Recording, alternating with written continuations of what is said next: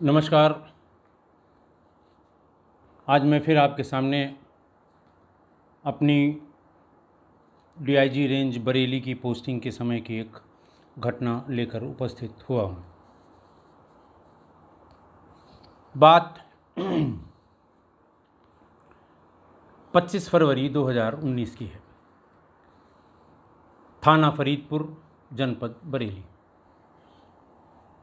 थाने पर एक व्यक्ति अमरपाल सन ऑफ बदन सिंह, रेजिडेंट ऑफ कीरतपुर धीरी, फरीदपुर, ये थाने पर आए और इन्होंने कहा कि मेरा बेटा धीरेन्द्र उर्फ छोटू, उम्र करीबन 17 साल, और मेरा भांजा भूपेंद्र उर्फ लालू, उम्र करीब 21 साल। मेरे भांजे भूपेंद्र के पिता का नाम शिशुपाल, ये लोग रहने वाले पलथा सिरौली बरेली के हैं। और ये दोनों 21 तारीख यानी 21 फरवरी की शाम को घर से एक शादी अटेंड करने के लिए निकले थे और अभी तक घर नहीं लौटे। शाहजहांपुर में मीरान कटरा थाना क्षेत्र में किसी जगह पर इनके यहाँ कोई शादी थी, जहाँ शादी अटेंड करने के लिए निकले और वहाँ से वापस नहीं आए। काफ़ी ना नुकर के बाद थाना फरीदपुर पर जीडी नंबर 25 फरवरी 2019 को एक गुमशुदगी दर्ज की गई। पहले तो आप जानते हैं, जैसे थाने पर आया होगा तो उन्होंने कहा कि साहब कब गया है? बोले 4 दिन हो गया। अरे भाई 4 दिन कहाँ चला गया? बोले साथ में भांजा भी था। अच्छा, दोनों साथ में गए हैं? फिर देखो दिल्ली बम्बई कहीं घूमने तो नहीं चले गए? इस तरह की बातें कह के मैंने आपको उसके पीछे कारण भी बताया था क्यों थाने पर इस तरह की टाल मटोल हुआ करती है। जब मैंने नौकरी शुरू की थी तब भी और आज भी ये बराबर हर साल लगभग 2 इस प्रकार के जीओ, चाहे पुलिस महानिदेशक महोदय के स्तर पर, चाहे शासन के स्तर पर, कि साहब एफआईआर करने में हीला हवाली न की जाए। एफआईआर लेकर जो भी उपस्थित होता है, यानी first information report first in time as per CrPC, जो भी लेकर उपस्थित होता है उसको दर्ज किया जाए। लेकिन ये आदत सी एक पड़ गई है, उन्हें थोड़ा काम कम करना पड़े, बोझ कम पड़े। हो सकता है 2-4 दिनों में टालने के बाद जिसकी गुमशुदगी लिखवाने आ रहे हैं वो लौट आए। इन्हीं सब कारणों से वो मना करते रहे। घर वालों ने कहा कि साहब मेरी एफआईआर लिख लीजिए, गुमशुदगी का क्या मामला है, 4 दिन हो गए हैं, 5 दिन हो गए हैं, हमें इसके पीछे कुछ फाउल प्ले लग रहा है। उन्होंने कहा अच्छा ठीक है, मैं लिख लूँगा, पहले मैंने अभी आपकी गुमशुदगी लिख ली है, आप दोनों की फ़ोटो ले आइए, हुलिया फिर से लिख के लाइए, क्या पहन के गए थे, क्या कैसे गए थे, ये फिर से लिख के लाइए, दोनों के मोबाइल नंबर ले आइए। ये कह के फिर लौटा दिया। खैर, जिसका बच्चा गायब है, जिसके घर के लोग गायब हैं, वो फ़ौरन फ़ोटो भी लेके आए, बाकी हुलिया भी लेके आए। और फिर उन्होंने जब, जैसे आप जानते हैं कि एफआईआर या गुमशुदगी जो कुछ भी होती है, या एनसीआर, उसकी जांच किसी सब इंस्पेक्टर यानी दरोगा को दी जाती है। उसी तरह से रूटीन में इस 2 गुमशुदगियों की जांच एक दरोगा जी को दे दी गई। अगले दिन फ़ोटोग्राफ, बाकी का हुलिया, ये सब लेके उनके घर वाले थाने पर पहुँचे। वो दरोगा जी वहीं मौजूद मिले जिन्हें जांच दी गई थी, क्योंकि जो आदमी एफआईआर करा रहा है, जो आदमी सूचना दे रहा है, वो उसको परसू भी करता है। जब दरोगा जी थाने पर दिखाई पड़ गए तो परिवार के दोनों लोगों ने कहा कि साहब इतनी बड़ी घटना हमारे यहाँ हो गई है, आज 5 दिन हो गए, घर के 2 बच्चे, जवान बच्चे, एक उसमें नाबालिग भी है, घर नहीं आया है, आप एक बार पूछताछ तो कर लेते, आप गांव में आ जाते, जहां इन लोगों का जाना बताया जा रहा है वहां पूछ लेते, आप थाने से नहीं निकले, ये बात ठीक नहीं है। दोनों परिवार के 15-20 लोग वहां पर आ गए थे और वो वहीं दरोगा जी की घेराबंदी करने लगे कि किसी तरह से दरोगा जी चलें और इसकी जांच शुरू करें। ये सब झिकझिक परिवार वालों से और दरोगा जी के बीच थाने में चल ही रही थी कि प्रभारी निरीक्षक और क्षेत्राधिकारी दोनों आ गए। ये मुख्य मार्ग का थाना है जो लखनऊ, सीतापुर होते हुए बरेली और दिल्ली को जाता है। उस रास्ते पर बहुत ढेर सारे वीआईपी आते जाते हैं और उनको एक छोर से दूसरे छोर तक पहुंचाने की जिम्मेदारी स्थानीय पुलिस की होती है। ये झिकझिक देखी तो सीओ ने पूछा कि भाई आखिर क्या बात है। दरोगा जी को कहा कि आपने कल आपको ये गुमशुदगी की जांच मिली थी, अब तक आपने क्या कहा, क्या किया, कहाँ गए, इस बारे में आपने अब तक क्या सूचना इकट्ठा की। आप जिनका जिनका किसी दरोगा से वास्ता पड़ा होगा, चाहे वो पुलिस में हैं या पुलिस में नहीं हैं, दरोगा के पास किसी भी बात के 100 बहाने रेडीमेड मिलेंगे आपको। जो काम उसने नहीं किया है या जो उससे अपेक्षित था वो नहीं कर रहा है, या जिसके बारे में आप कुछ जानना चाहते हैं, किसी विवेचना के प्रोग्रेस के बारे में जानना चाहते हैं, आप एक सवाल करिए, आप एक बात पूछिए, वो 100 बहाने तुरंत बनाएगा। सीओ साहब ने, चूँकि एक तरफ पब्लिक के लोग भी थे, पब्लिक के सामने अपने पुलिस वालों को कुछ उल्टा सीधा कहना बहुत अच्छा नहीं माना जाता। जो कुछ भी कहना होता है उन्हें अलग से बुला के, डांट डपट के, उनकी जांच करा के, उनको हर तरह से घेर घार के अपने काम कराने से मतलब होता है। इसलिए उन्होंने धीरे से, सीओ साहब पुराने आदमी थे, उन्होंने आराम से पूछा कि अरे भाई कल से क्यों नहीं गए, तुम क्या करते रहे, ज़रा हमको भी बताओ। हम भी इसी थाने के सुपरवाइजरी अफसर हैं, सर्किल अफसर हैं, हम भी तो जाने कल तुम कहाँ बिजी थे। छूटते उसने पहला बहाना बताया कि साहब वो कल अदालत ने बुलाया था, फलां मुकदमे में अभियुक्त की बेल एप्लीकेशन पड़ी थी, उसका जवाब लेके जाना था। उनका चलो भाई ठीक है, आप जवाब लेके गए, पूरा दिन तो खड़ा नहीं कराया होगा, उसकी टाइमिंग होती है, आपने जवाब दाखिल कर दिया। हो सकता है अदालत ने आपसे कहा हो कि जब तक अदालत चल रही है आप यहीं पर रहें, 5 बजे अदालत उठ जाती है, आप उसके बाद कहाँ गए। उनका साहब वहाँ से निकले तो जो कटरा रेलवे क्रॉसिंग है उस पर बहुत ज़्यादा जाम हो गया था। ये बात सही भी है, वहाँ अक्सर जाम लगा करता है और ये वेरीफाई करना बहुत मुश्किल होता है कि किस दिन कितना लंबा और कितना चौड़ा जाम लगा था। उन्होंने कहा साहब वो मैं क्रॉसिंग पे चला गया था, 2 वीआईपी क्रॉस होने थे, तो उसमें साहब थोड़ा टाइम लग गया। उनका चलो वीआईपी क्रॉस हो गए, 10 बज गया। उसके बाद फिर आप थाने पर आए, फिर आपने क्या किया, क्या पता किया आपने। उनका साहब रास्ते में ही मेरी मोटरसाइकिल ख़राब हो गई थी, गैराज में मैं उसे छोड़ आया हूँ बनने के लिए। सीओ साहब भी हिम्मत नहीं हार रहे थे। उनका अच्छा कितना झूठ बोलोगे, कितने बहाने बनाओगे। उनका अच्छा ठीक है चलो आप पैदल आ गए थाने पर, थाने पर आकर आपने थाने वाली गाड़ी क्यों नहीं मांगी। उनका साहब इंस्पेक्टर साहब नहीं थे। उनका आप उनको फ़ोन से बता देते कि साहब इतना ज़रूरी ये हमको जांच मिली है, 2 बच्चे गुमशुदा हैं, दोनों जवान बच्चे हैं, दोनों के परिवार वाले 2 दिन से थाने पर भटक रहे हैं और हमें जांच करने के लिए जाना है। इंस्पेक्टर साहब कभी मना नहीं करते। अब दरोगा जी चुप, एक चुप हजार चुप। दरोगा जी को चुप होते देख के उन्हीं दोनों परिवारों में से एक बुजुर्ग ने आगे की बात कही कि दरोगा जी इसके पहले दूसरी कोई बात कहें। उन्होंने कहा सर मैं आपको सही बात बताऊं, जब से कल इनको जांच मिली है हम लोग थाने पर ही हैं और हम लोगों को भी इन्होंने बताया कि भाई मोटरसाइकिल हम कहाँ खड़ी करेंगे और अभी हमको अदालत जाना है, इस जगह जाना है, मोटरसाइकिल की स्पीड का आपको पता है। तो हम लोगों ने इनसे खुद ही कहा था कि हम अपनी गाड़ी ले चलते हैं, आपको जहाँ चलना हो वहाँ से चलिए, लेकिन कृपा करके चलिए, इसके बारे में कुछ जांच करिए, हम घर वालों का बहुत बुरा हाल है रो रो के। लेकिन साहब ये 10 मिनट के लिए कहीं जाते थे, फिर चले आते थे, फिर जाते थे, फिर चले आते थे और कोई न कोई बहाना बना देते थे। कल ये कहीं जांच के लिए नहीं गए। ये बात बहुत ज़्यादा हो गई थी। उन्होंने कहा कि जब हमने ये कहा कि भाई हम गाड़ी भी लिए हैं आप चलिए, तो कहते भाई जाके पता करो, 4-5 दिन हो गया है, आ गया होगा, रिश्तेदारी में पता करो, देखो इसके पहले तो कभी नहीं भागा था, किसी लड़की से तो कोई चक्कर नहीं था, शादी बारात में अक्सर लड़कियों के पीछे लड़के भागने लगते हैं, तो इसको ज़रा देख लो अभी कौन सा पहाड़ टूटा पड़ रहा है, 2 लोग गए हैं, तो अभी तक कोई बुरी खबर होती तो आ जाती, तो क्यों तुम लोग इतना परेशान हो, ये कह के वो टाल दिया करते थे। सीओ साहब बहुत नाराज़ हुए।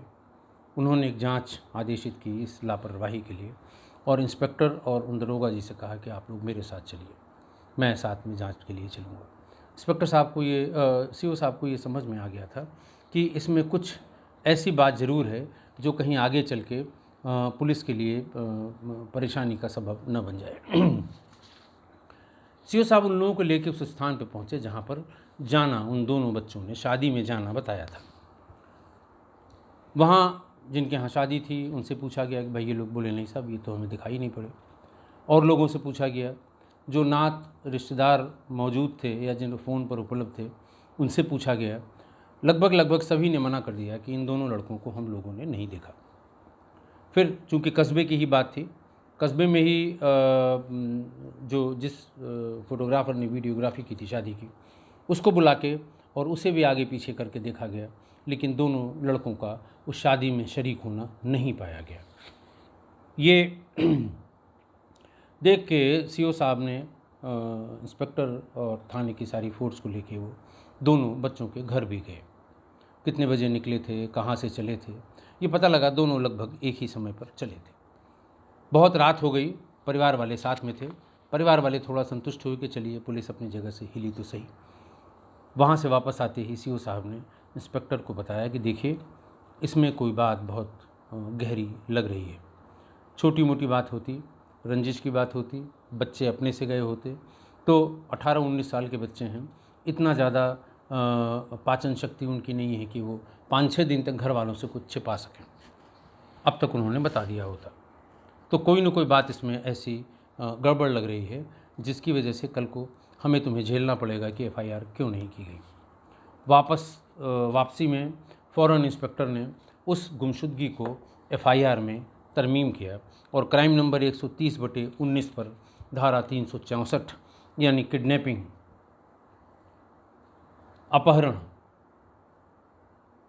अपहरण की धाराओं में एक मुकदमा दर्ज कर दिया।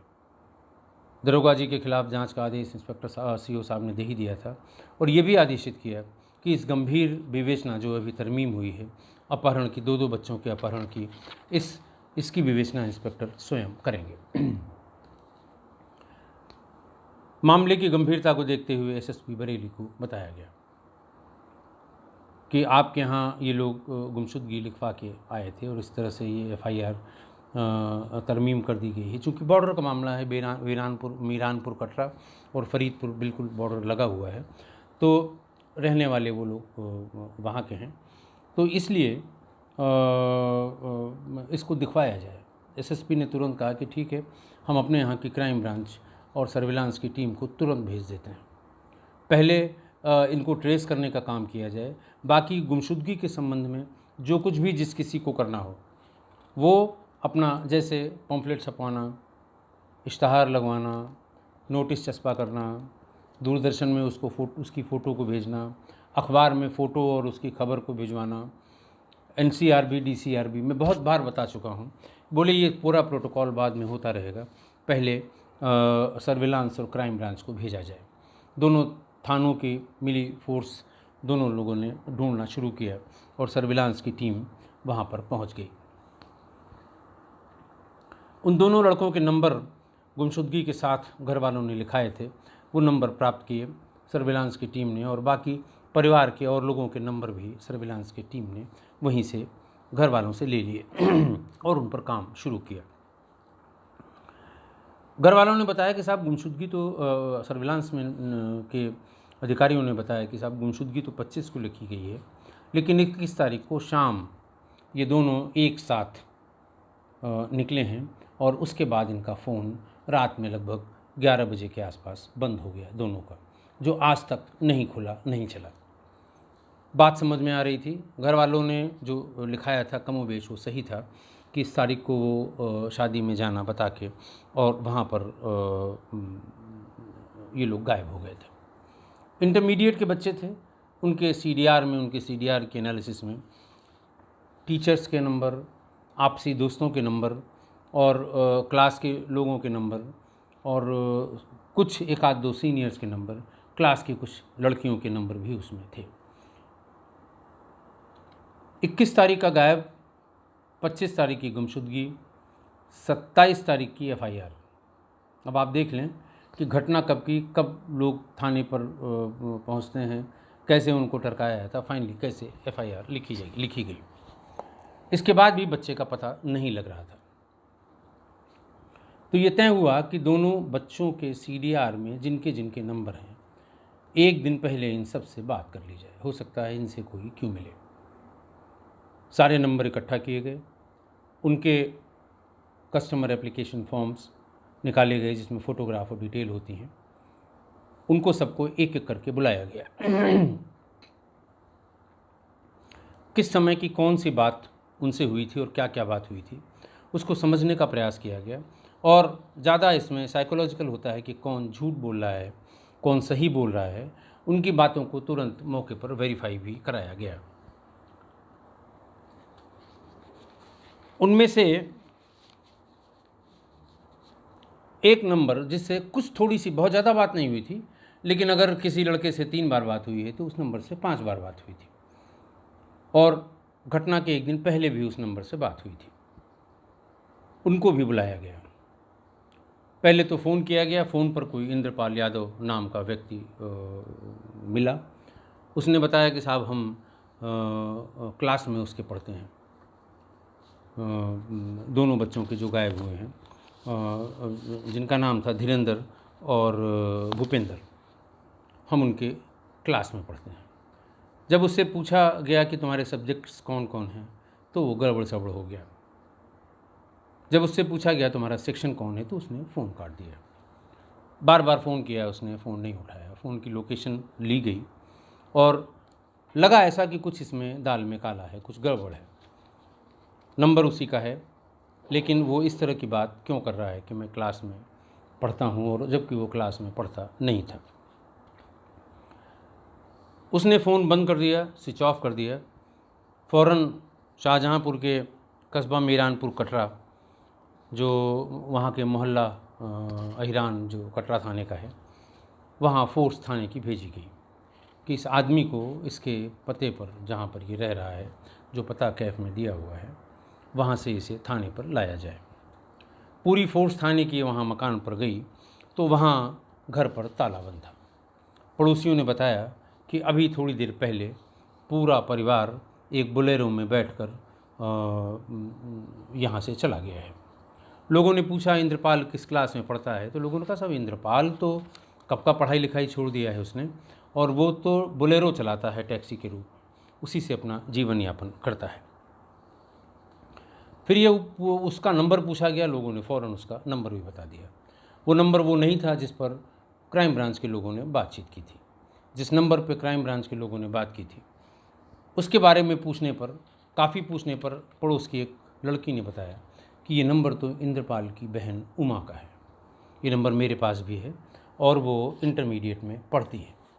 अब थोड़ा सा आंखों में चमक आई पुलिस वालों के कि लड़की है, इंटरमीडिएट में पढ़ती है, फ़ोन से बात होती रहती है, बाकी भी उसी क्लास के बाकी भी लड़कों के नंबर हैं, और वो दोनों नंबर जब से बंद हैं उसके बाद से ये नंबर भी बंद है। पुलिस को यकीन हो गया कि दाल में कुछ काला है।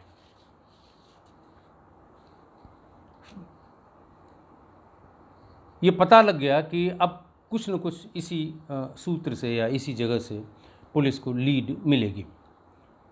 हालांकि जितना भी ये काम, जितना भी ये कार्यक्रम, पूछताछ, दबिश, रेड, बुलाना और जानकारी करना, CDR निकालना, ये सब घर वालों को कॉन्फिडेंस में लेके किया गया।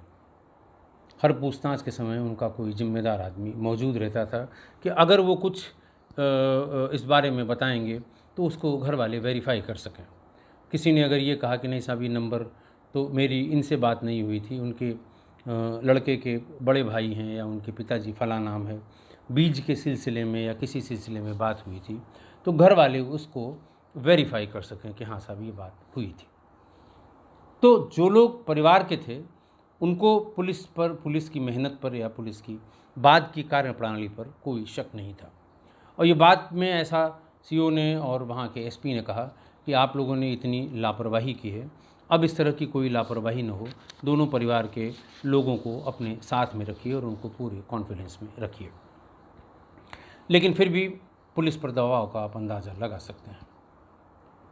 21 तारीख को 2 लड़के 17 और 19-20 साल के वो गायब हैं। 28 तारीख हो गई है, कुछ पता नहीं लग रहा है। परिवार वाले तो साथ में हैं, लेकिन बाकी लोग जिनको जिंदाबाद मुर्दाबाद में मज़ा आता है, उनका काम अपनी रफ्तार से शुरू हो चुका था।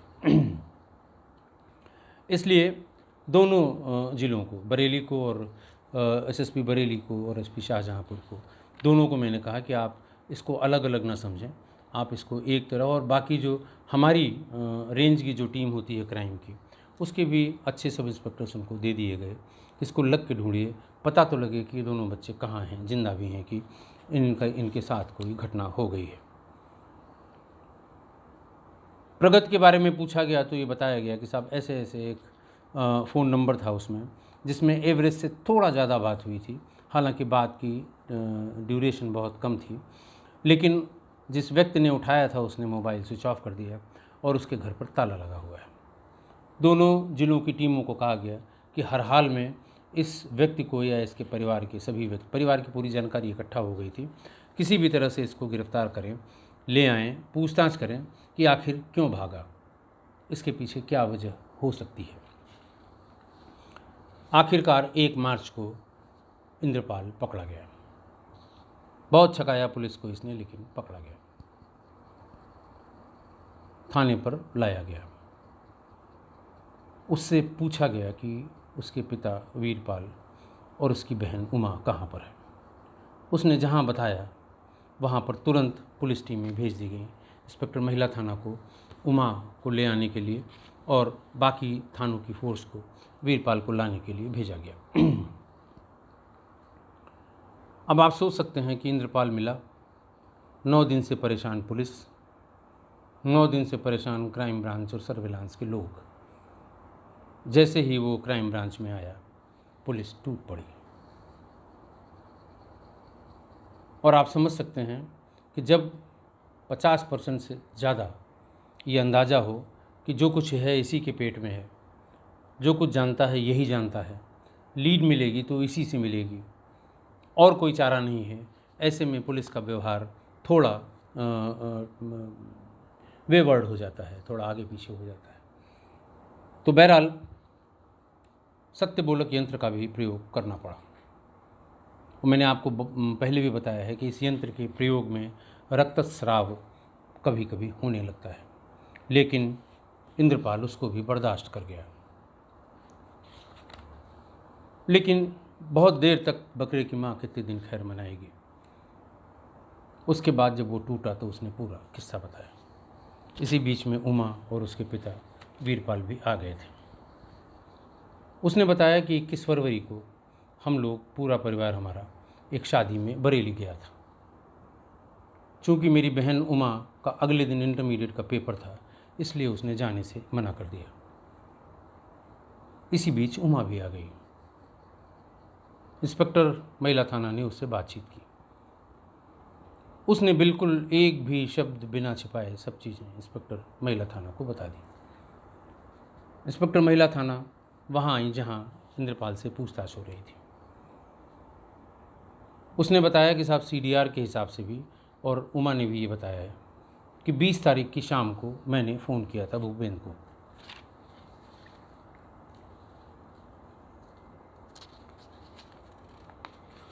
और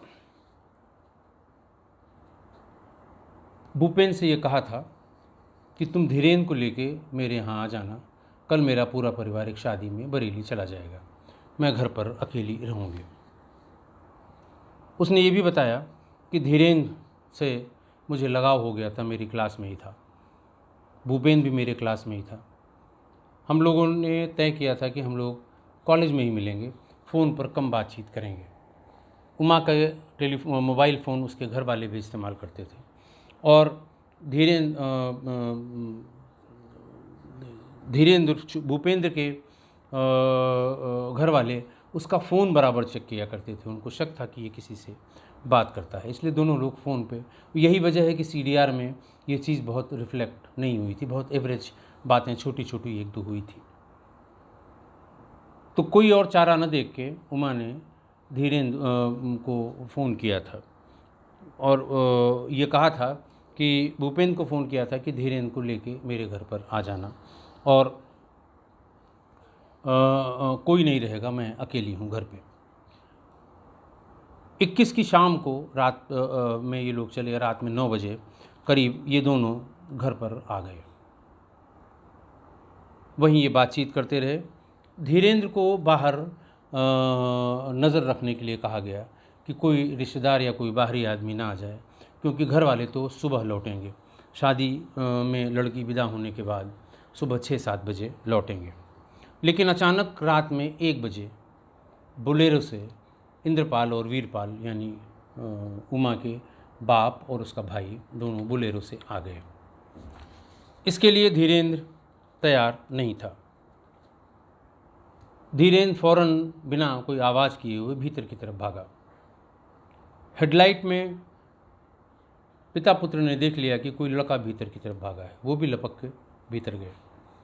भीतर देखा उन्होंने कि एक कोने में भूपेंद्र और उमा खड़े हुए थे। भूपेंद्र के सामने उमा खड़ी हो गई थी, दोनों हाथ फैलाए हुई थी। वो जानती थी कि मेरे बाप और भाई जब भीतर आएंगे तो इसके साथ कैसा व्यवहार करेंगे। वीरपाल ने घुसते ही पूछा, ये कौन है? उमा ने कहा कि मेरे साथ पढ़ता है। ये इतनी रात यहाँ क्या कर रहा है? उमा चुप हो गई। वीरपाल और इंद्रपाल ने फौरन भूपेंद्र को खींच लिया, उसका सिर दीवार पर दे मारा, बार बार चोट पहुंचाई। जब वो बेहोश हो गया, नीचे गिर गया, तो उसके गले में रस्सी से उसका गला कस के उसे मार डाला। जब ये लोग ज़मीन पर उसके शरीर को उसको लिटाकर उसके गर्दन में रस्सी कस रहे थे, तो इनकी निगाह उमा के बेड के नीचे एक और लड़के पर पड़ गई। उसका पैर बाहर थोड़ा दिखाई पड़ गया, उसको भी खींचा उन्होंने। वो धीरेन्द्र उर्फ छोटू का पैर था। बाहर निकलते ही वो जैसे ही उसने, चूँकि उसने भूपेंद्र का मरना, भूपेंद्र का गला कसना, भूपेंद्र को चोट करना सब आँखों से देखा था, वो जान गया उसके साथ क्या होगा। वो चिल्लाया और इसी बीच उमा उसके ऊपर गिर पड़ी, टूट पड़ी उस पर। उसको चोट न पहुँचे, उसको कोई मारे नहीं, इसके लिए उसको उठाकर उमा के मुंह में उसके पिता ने गमछा ठूंस दिया ताकि ये बोल न सके। और जिस तरह से इन लोगों ने मारा था उसको, भूपेंद्र को, उसी तरह धीरेन्द्र का भी गला कस के उसे मार दिया। जब दम घुट रहा था उमा का, तो उसके भाई यानी इंद्रपाल ने मुंह से गमछा निकाल लिया कि मर जाएगी। दोनों के मृत शरीर को स्ट्रॉबेरी की खेती में जो बड़े लंबे लंबे पॉलीथीन इस्तेमाल किए जाते हैं उसमें लपेट दिया। उनकी घड़ी, मोबाइल, जूते, जो कुछ भी वहाँ और बाकी चीज़ें थीं, उन सबको दोनों को इकट्ठा करके एक पॉलीथीन में करके उसको भी ले लिया और लिपटी हुई दोनों लाश और उन कपड़ों को बोलेरो से लेकर वो आगे घर से निकल गए। फर्रुखाबाद रोड पर ले जाकर थाना अल्लाहगंज, जनपद शाहजहाँपुर में रामगंगा नदी से दोनों लाशों को अलग अलग जगह नदी में फेंक दिया। ये बात सुन के सब सन्न रह गए। कुछ उमा की बात, कुछ वीरपाल की बात, कुछ इंद्रपाल की बात। फौरन रात में ही उन दोनों को बिठा के नदी पर जहाँ से फेंकना बताया था वहाँ पर पहुँच गए। आसपास के लोगों की मदद ली गई और थोड़ी देर में ही भूपेंद्र की पन्नी में लिपटी हुई लाश और भूपेंद्र और धीरेन्द्र दोनों का सामान बरामद हो गया। धीरेन्द्र की लाश उस जगह नहीं मिली जहाँ पर उसको फेंकना बताया गया था।